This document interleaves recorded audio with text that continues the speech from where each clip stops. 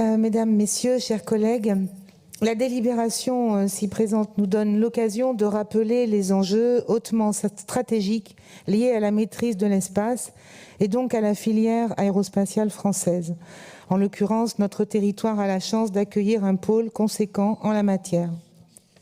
L'ambition d'une politique nationale de l'espace n'est pas pour nous de nourrir un bellicisme et une compétition militariste, mais bien de renforcer son volet civil et en particulier le contrôle de nos données qui transitent par les satellites.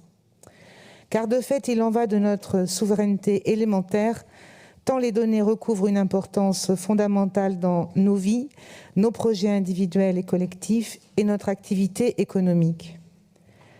Ce sont des femmes et des hommes chercheurs, ouvriers, techniciens et ingénieurs qui constituent un atout essentiel pour notre pays et notre région. De toute évidence, les emplois dans ce secteur doivent être non seulement préservés, mais renforcés par notre soutien. Or, comme nous avons eu déjà l'occasion de l'évoquer hier, nous ne pouvons pas faire l'impasse sur la situation actuelle d'ArianeGroup. Sa décision honteuse de supprimer 3500 postes entre janvier 2022 et décembre 2024 sur les 7500 que compte ce groupe en France a légitimement de quoi nourrir nos inquiétudes. Nous vous interpellons à ce sujet, Monsieur le Président, pour que vous puissiez peser de tout votre poids et influer contre cette décision. Je l'espère, ces inquiétudes doivent être partagées au sein de cet hémicycle, de la même manière qu'est partagé notre attachement à la filière aérospatiale.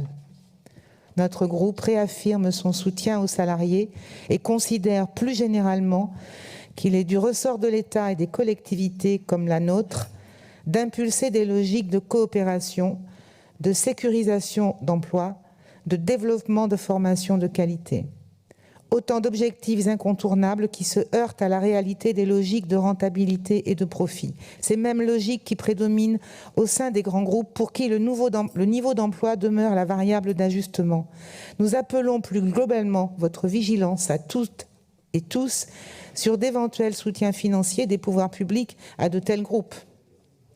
Les exemples, hélas, nombreux et récents en la matière nous montrent qu'il n'existe pas de contrepartie et garantie des grands groupes sur la recherche et sur l'emploi. La création de l'association Way for Space répond à une logique de coopération entre acteurs de la filière au nom de la recherche et des technologies.